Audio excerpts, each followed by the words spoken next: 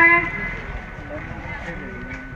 छात्र गांव की इस पावन पवित्र धरा को प्रणाम करती हूँ और इस धरा पे आए मेरे पिता तुल्य बुजुर्गों, घरों से सुन रही मेरी माताओं बहनों, मेरे भाइयों और देश का उज्जवल भविष्य प्यारे बच्चों, मैं आप सबका बहुत बहुत धन्यवाद करती हूँ, अभिनंदन करती हूँ। साथ ही साथ आदरणीय ओम प्रकाश जी चौटाला की तरफ से आप सबको घनी घनी राम राम।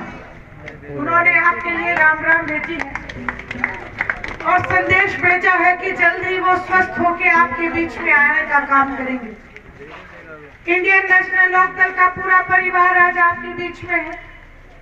जिला के अध्यक्ष रामफल कुंडू जी, हिसार जिला के अध्यक्ष प्रीत सिसाई जी, हल्का के अध्यक्ष सुबह सिंह लोहान जी, सम्मानित मंच, सभी मेरे साथ दिन रात इंडियन नेशनल लोकदल की नीतियों को बढ़ाने में लगे हैं। आज आपके बीच में मैं शायद चौथी या पांचवी बार आई हूँ, लेकिन मैं आपके आगे नतमस्तक हूँ। जब भी छात्र में आई हूँ, अपार प्रेम, प्यार और विश्वास मुझे मिला और हमेशा मैंने अपने बड़ों से सुना कि छात्र तो अपना ही गांव है। चौटाला परिवार का ये गांव, आप सब लोग हमारा परिवार हो, पर हमेशा अपने बड़ों से आपके ऊपर एक गर्व सुना कि सबसे बड़ा गांव इंडियन नेशनल लोकदल का अपना गांव है। आज लोकसभा के चुनाव है तो मुझे आपके बीच में प्रत्याशी बना के भेजा।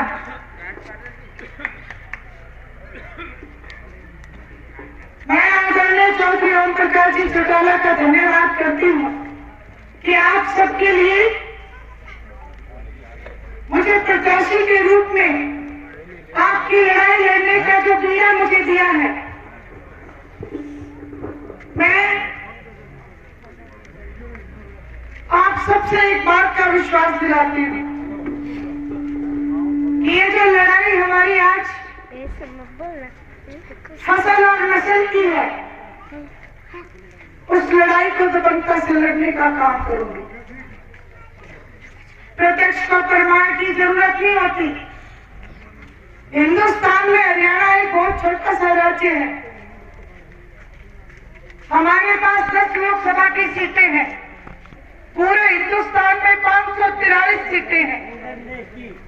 ये जो 10 सीटें हैं, इनसे मैं ये तो नहीं कह सकती कि दिल्ली की गति हम ले लेंगे एकदम से, लेकिन आपको ये विश्वास जरूर दिलाती हूँ कि अगर आप सबने मजबूती दी इंडियन नेशनल लोकदल को, तो वो दिल्ली की गति भी जैसे चौधरी देवीलाल जी ने हासिल की थी, वो दिल्ली की गति भी आपके कदमों में लाके देने का काम इंडियन नेशनल लोकदल करेगी। आज ये जो नेता आपके बीच में अपने चेहरे बदल बदल के आते हैं, इन नेताओं के चेहरे आप सबके सामने उजागर हो चुके हैं।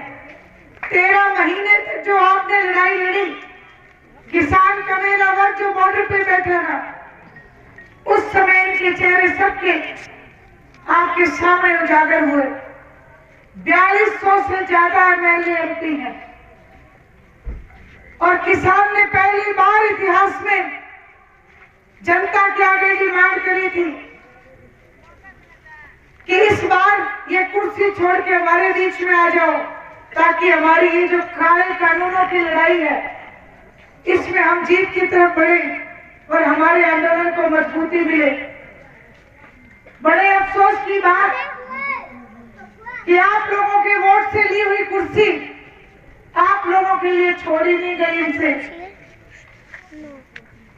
जैसा मैंने आपको कहा, हरियाणा बहुत छोटा सा राज्य है। 10 लोकसभा की सीटें हैं, 90 विधानसभा की सीटें हैं और पिछली बार हरियाणा वासियों ने इंडियन नेशनल लोकदल को 90 में से केवल 1 सीट दी थी।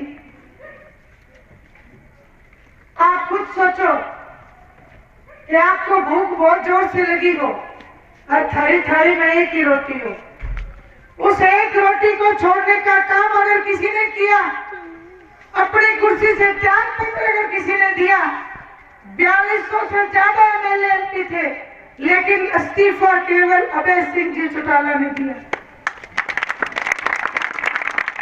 ये आज आपके बीच में कहते हैं कि हम किसान के हितैषी हैं, कमेले के हितैषी हैं। एक बार इनसे सवाल तो पूछ लेना कि दिल्ली के बॉर्डर पे जब हम बैठे थे, बारिश थी, तूफान था, आंधी थी, कोरोना जैसी महामारी थी, तब आप लोग कहां पे छुपे हुए बैठे थे? वहीं एक चीज और आपके बीच में बताना चाहती हूँ, 13 महीने जिस काले कानून की लड़ाई आपने लड़ी, उस कानून को लागू जरूर बीजेपी ने किए, लेकिन उस कानून को लिखने की काम, उन कानूनों को लिखा कांग्रेस पार्टी ने।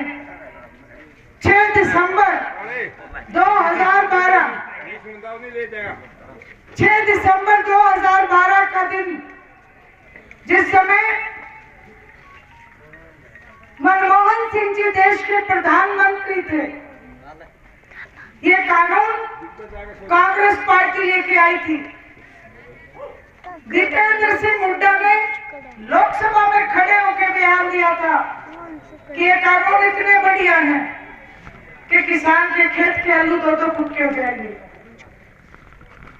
भूपेंद्र सिंह जी हुड्डा इस कमेटी के चेयरपर्सन थे, जो आज आपके बीच में भ्रम फैलाते हैं कि हम तो इन कानूनों के खिलाफ हैं, ये कानूनों को लिखने वालों में से हैं।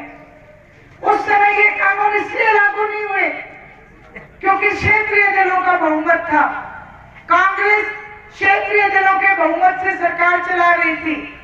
क्षेत्रीय दलों ने ये कानून अपने अपने क्षेत्र में, अपने अपने राज्य में लागू करने से साफ इनकार कर दिया। उस समय ये कानून लागू नहीं हो पाए।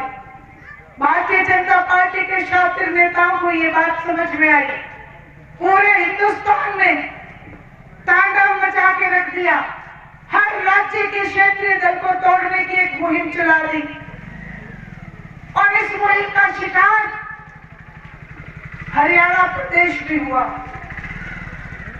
एक पार्टी बनी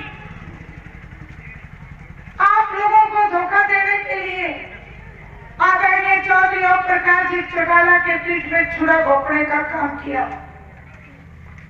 आपकी बड़ी थाली उसको खिलाने का काम किया, हमारे युवाओं को बरगलाने का काम किया। मैं आज मेरे युवा भाइयों को विश्वास दिलाती हूँ कि वो जरूर झूठ की राजनीति आपके बीच में करने आए थे, आप लोगों ने धोखा खा लिया, लेकिन मैं आपको विश्वास दिलाती हूँ, किसी से बड़ी हूँ, किसी से छोटी हूँ, कोई मेरे अपने बेटे के समान है। इस लड़ाई में आप अभय सिंह चौटाला का साथ दे दो। और ये बात मैं आपको आपके बीच में वायदा करती हूँ, अभय सिंह चौटाला वो शेर है जो अपनी एक कुर्सी छोड़ सकते हैं, वो आपकी लड़ाई दबंगता से लड़ने का काम करेंगे, और एक एक युवा बच्चे को, हर घर से हम एक युवा को सरकारी नौकरी देने का काम करेंगे। जब तक उस बालक को नौकरी नहीं मिलेगी, 21,000 रुपए से बेरोजगारी भत्ता शुरू करके देंगे। आज युवा मायूस है, परेशान है, कहीं कोई रास्ता दिखाई नहीं देता, इसलिए देश को छोड़ के जाने के लिए मजबूर है। मैं सभी युवाओं से गुजारिश करती हूँ, प्रार्थना करती हूँ कि आप देश को मत छोड़े, डट के लड़ाई लड़ें। अभय सिंह जी चौटाला के कंधे के साथ कंधा मिला के लड़ाई लड़ें, ताकि हम अपने हरियाणा प्रदेश को, ये जो हमारे ऊपर गूंगी बैरी सरकार बैठी है, इससे आजाद कराने का काम करें। 13 महीने आपने लड़ाई लड़ी, आपने हार नहीं मानी, अभय सिंह चौटाला आपके साथ खड़े हुए। उसके बाद इलाहाबाद का बाई इलेक्शन हुआ। इलाहाबाद के बाई इलेक्शन में ये जो भूपेंद्र सिंह जी हुड्डा अपने आप को किसान के हितैषी बताते हैं, ये जमाल गांव में गए थे और उस जमाल गांव में मंच से कहने लगे कि आया तो कांग्रेस के लिए हूं, पर कांडा मेरा मित्र है। राजनीतिक मन से इस बात का सीधा सीधा मतलब, आप सब लोग मुझसे ज्यादा समझदार हो, उस बाई इलेक्शन में कांग्रेस के प्रत्याशी की जमानत जब्त होना इस बात का सबूत है कि बीजेपी और कांग्रेस मिलकर चुनाव लड़ रही थी। आज भी टिकटों के बंटवारे में ये बात साफ हो चुकी है कि भूपेंद्र सिंह जी हुड्डा कांग्रेस के लिए नहीं, बीजेपी के लिए काम करते हुए नजर आ रहे हैं। वहीं इतिहास आपने भारतीय जनता पार्टी का भी देख लिया। 9.5 साल तक हर एक वर्ग ने आंदोलन पे आंदोलन किया। हमारे ऊपर टैक्स पे टैक्स लगाए जा रहे हैं, हिंदुस्तान को बेचा जा रहा है। रेल बेच दी, तेल बेच दिया, जहाज बेच दी, सड़क बेच दी, 25-25 रुपए में देश का झंडा बेच दिया। और कोशिश तो करी थी राम के नाम को भी बेचने की। ये आज अपने आप को बहुत बड़ा व्यापारी समझते हैं।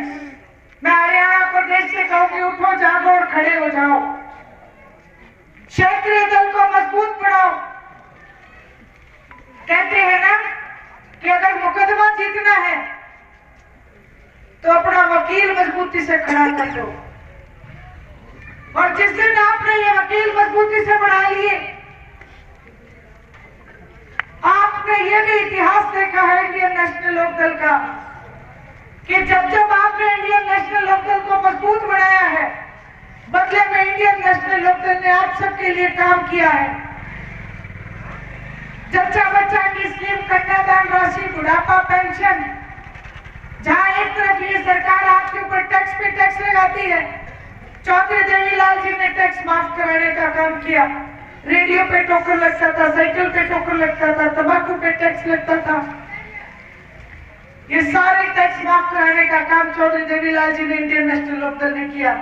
चौधरी ओम प्रकाश जी चौटाला ने तो सरकार आपके द्वार पे जाके खड़ी कर दी थी। आज फिर मैं उचाना वासियों से, पूरे उचाना हल्के से प्रार्थना करती हूँ, इंडियन नेशनल लोकदल को मजबूत बना लो, क्योंकि आप सबके बीच में अभय सिंह जी चौटाला एक वायदा और करके गए हैं कि आपके बीच में विधानसभा का चुनाव भी वही कैंडिडेट लड़ेगा जो हरियाणा प्रदेश का मुख्यमंत्री बनेगा। आप सब लोगों की डबल जिम्मेवारी है। ये जो एमपी का इलेक्शन है, ये आपके खेत की बाढ़ की तरह है। आप इस बाढ़ को मजबूती से लगा लेना, फिर आपके खेत की जिम्मेवारी इंडियन नेशनल लोकदल की होगी। आपका एक तिनके का भी नुकसान नहीं होने देंगे।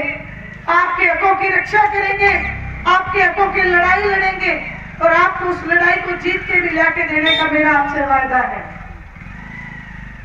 जो बुढ़ापा पेंशन चौधरी देवीलाल जी ने 100 रुपए शुरू की थी, आदरणीय ओम प्रकाश जी चौटाला, अभय सिंह जी चौटाला ने वायदा किया है, उस पेंशन को बढ़ा के 7,500 रुपए करने का काम करेंगे। जो युवा बच्चे आज हताश है, परेशान है, मायूस है, चौटाला साहब ने कहा है कि हर घर से एक युवा को सरकारी नौकरी देंगे। जब तक नौकरी नहीं मिलेगी उसे 21,000 रुपए बेरोजगारी भत्ता देने का काम करेंगे। वहीं महिला शक्ति, क्योंकि रात बहुत होगी, घरों में है, लेकिन जहां तक मुझे सुन सकती है वो मुझे सुने। और बाकी मेरे भाइयों से अनुरोध करूंगी, आप जाके घर में जरूर बताना। ये अभय सिंह जी चौटाला ने कहा है कि जिस तरीके से चौधरी देवीलाल जी ने बुढ़ापा पेंशन लागू की थी कानून बना के, उसी तरीके से महिला पेंशन भी कानून बना के लागू करेंगे। हर महिला को एक गैस का सिलेंडर भरवा के हर महीने देने का काम करेंगे और साथ में 1100 रुपए उसकी पेंशन शुरू करेंगे ताकि उसका चूल्हा चौका आराम से चलता रहे।